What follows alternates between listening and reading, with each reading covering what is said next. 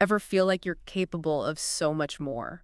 Like there's a powerhouse inside just waiting to be unleashed. Well, today's deep dive might just give you the keys to the control panel. We're unlocking the secrets of Neville Goddard's The Power of Awareness. A book that claims you have way more control over your reality than you think.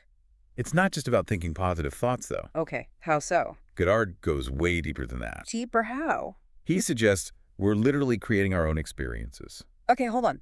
Creating our experiences. That sounds pretty radical. It is. How does that even work? Well, he starts with a pretty bold concept. You are God. Whoa. Okay. Now, before you picture us walking around partying the water cooler, let me explain. Okay. Goddard isn't talking about a literal religious God. He's talking about the fundamental creative force, Right. the I am, that exists within each of us. So it's more about recognizing our own potential, Exactly. our own power to shape our reality. Exactly. Goddard believed this I am isn't just some abstract concept. Yep. It's something we need to feel, to embody. Mm. He even quotes Exodus, saying, Okay. I am has sent me unto you. Wow. I am that I am. It's like instead of saying, Yeah. I wish I were more confident, you start living from the place of, Yes. I am confident, even if it feels a bit strange at first. Yes. Is that what Goddard's getting at? You've got it. Hmm. It's about bridging that gap Okay. between who you believe yourself to be and who you want to become. Yeah. And the way we bridge that gap, according to Goddard, is through our consciousness. Okay. He suggests that consciousness is the ultimate reality, Okay. the very fabric from which our experiences are woven. So our thoughts, feelings, beliefs, Yes. they're all contributing to the reality we experience. That's the idea. Imagine magnetism. You can't just create magnetism out of thin air, right? Right. You rearrange existing particles to display it. Okay.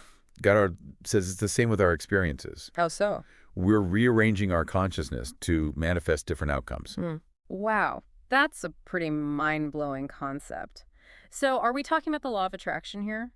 It's similar, but Like putting out good vibes to attract good things? but Goddard goes a step further with what he calls the law of assumption. Okay. He argues that we don't attract what we want. Okay. We become it in consciousness first. Okay, now you've really lost me. Okay. What does it actually mean to become it in consciousness? Yeah. That sounds awfully abstract. Imagine this. Instead of wishing for that promotion, you start embodying the feeling of already having it. Okay. You visualize yourself in the new role, feel the excitement of the new challenges, and even let yourself feel the satisfaction of achieving that goal. So instead of hoping for it, you start acting as if it's already yours. Precisely. It's about aligning your inner world, Okay. your thoughts, feelings, and beliefs with the outer world you want to experience. He breaks it down into a three-step process: Okay. desire, mental imagery, and feeling it real. That last one, feeling it real, that seems like the real kicker. It is. Yeah. And Goddard suggests that the best time to do this is right before sleep, Interesting. when our subconscious mind is most receptive. It's like planting those seeds of creation in the most fertile ground, right? Yes, But how do you know if you're doing it right? that's a great question. How do you reach that point where it feels real, It's not just wishful thinking? That's where things get really interesting. Goddard talks about the importance of naturalness. Okay. The more natural it feels to already be or have the thing you desire, the faster it will manifest in your reality. Okay, I'm intrigued. Tell me more about this naturalness thing. Think of it like this. If you spent your whole life believing you couldn't sing, actually singing on a stage in front of people would feel terrifying. Yeah, Right? I can relate to that. But if you practice, train your voice, Mm-hmm. and imagine yourself confidently performing, Yeah. eventually the idea of singing on stage won't seem so outlandish. It becomes more natural. So are you saying we need to train our minds Yes. to accept our desires as a natural part of our reality? That's the gist of it. We have to break free from those self-imposed limitations Right. and make the desired state feel like a natural progression, not a giant leap. Okay. It's a process. Right. It takes time and effort. So it's like building any new skill. Yeah. It takes practice and repetition Yes. to make it feel natural. It's not a magic spell. It's mental training. Exactly. Exactly. Goddard actually compares it to building physical muscle. Okay. You don't get ripped by lifting a weight once, right? Right. You need consistent effort, Right. those reps, Uh-huh. to transform your body. Okay. It's the same with manifesting our desires. So how do we stay consistent with this kind of mental training? Yeah, that's a good question. I'll admit I can be a bit of a wishy-washy manifester. I get excited about a goal and then poof, Yeah. my motivation fizzles. I think that's something a lot of us struggle with. But Goddard has some wisdom for that, too. Okay. He emphasizes the importance of persistence. Persistence. He Okay. actually uses a biblical parable Okay.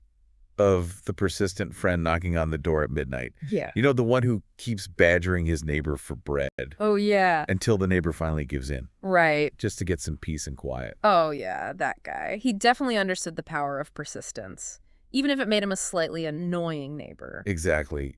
Goddard is saying that we need that same level of unwavering commitment Okay. to our desire. So our desires. Okay. He calls it importunity, Importunity. Okay. refusing to give up on what we want. So even when doubts creep in Yes. or we hit roadblocks, Yeah, we just have to keep going. Don't take no for an answer from the universe. you got it.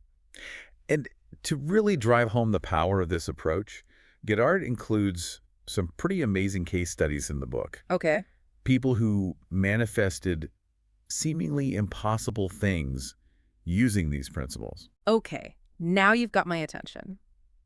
Tell me more about these case studies. What kind of impossible things are we talking about? Well, one that always stands out is the story of the soldier Okay. who used this method to get discharged from the army. Wow. During wartime, Wow. he desperately wanted to go home, Okay.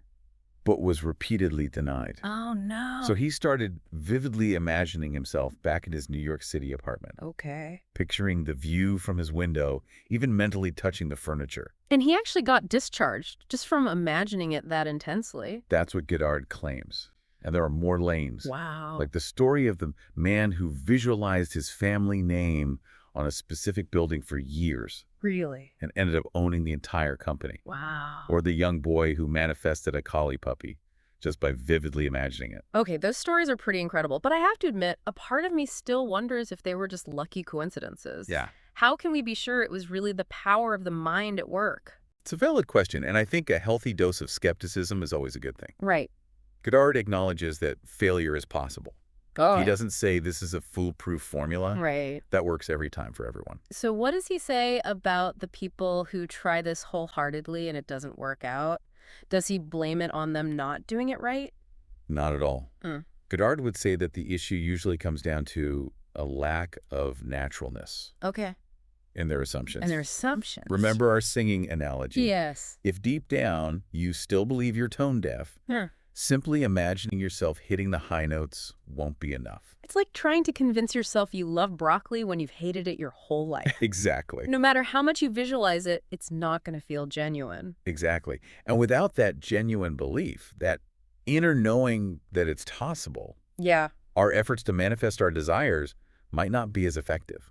So it's not just about the visualization. It's about addressing those deeply held beliefs that might be holding us back. But how do we even begin to identify those hidden beliefs? That's where Goddard's concepts of righteousness and faith come into play. Okay, but I thought we weren't talking about religion here. Earlier, we were saying we are God. So what does righteousness even mean in this context? Good point. Goddard isn't using these words in a traditional religious sense. Okay. For him, righteousness isn't about being morally superior. Okay. It's about fully embodying the feeling of already having what you desire. Okay. And faith is the unwavering conviction in that unseen reality you're creating. Okay. It's about trusting the process, even when you don't see immediate results. So it's like that saying, fake it till you make it, Yes. but on a much deeper, more internal level. It's not just about outward appearances. Right. It's about shifting your entire belief system. Exactly. It's about getting your mind and your heart on the same page, Right. both vibrating with the frequency of your desire. And that brings us back to that powerful phrase we touched on earlier. Okay. Seek ye first the kingdom of God. Right. In this context, it takes on a whole new meaning. Right. It's not about seeking some external kingdom in the clouds. Exactly. It's about doing that inner work, Yes. cultivating that unshakable faith in our own creative power. You nailed it. Yeah. And this leads us to a question that often comes up in discussions about manifestation. Okay. If we're truly creating our own reality, what about free will? Right. Does that mean our lives are predetermined? Right. That's always a head-scratcher. Yeah. It feels like we're wading into some deep philosophical waters here. It's a big question for sure. It is. But here's how Goddard tackled it. He believed we have free will in choosing our assumptions. Okay. We get to decide what we believe, what we focus on, Okay. what we accept as true for ourselves. Mm-hmm. But once those assumptions are made, they tend to play out in our lives Okay. with a certain inevitability. So we're not puppets being controlled by some cosmic puppet master. We're the ones holding the strings, even if we've been unconsciously pulling them for most of our lives. That's the idea. And Yeah. once you grasp that, Right. really grasp it, Right. it can be incredibly empowering. Empowering, but also a little daunting, right? It is. It makes you realize the weight of your every thought and belief. Right, exactly. Like no pressure, Yeah. but you're literally creating your reality with every choice you make. It's a big responsibility, no doubt. But with great power comes, well, you know the rest. Yeah. And Goddard wants us to step into that power, Yeah. not shy away from it. So it's not enough to just understand these concepts intellectually. Right. We have to actually apply them, experiment with them, Yes. maybe even stumble a bit along the way. Absolutely. He uses the analogy of a servant who buries his talents instead of investing them. Wow. We've been given these incredible gifts: Okay. imagination, desire, the power of assumption, but they're wasted if we just leave them dormant.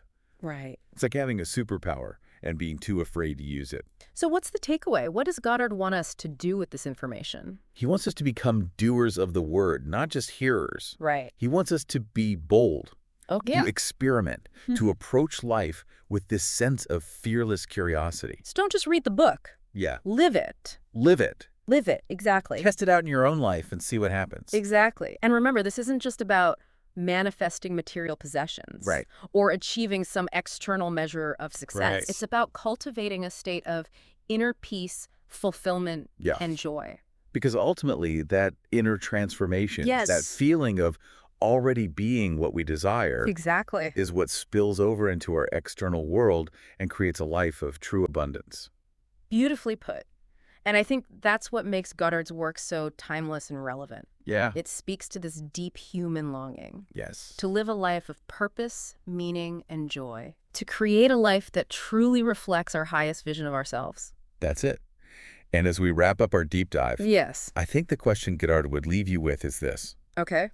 What seemingly impossible thing might become possible if you truly embraced your creative power? What kind of reality will you create? It's a question worth pondering. And on that note, we'll leave you to do just that. Until next time, keep exploring, keep questioning, and keep creating a life that truly lights you up.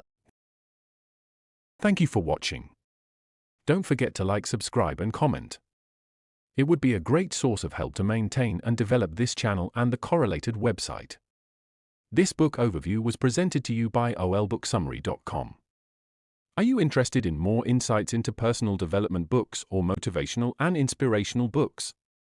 Please visit olbooksummary.com and you will find a library of the most helpful self-development and human character development books overviews. See you soon with the next books overview video.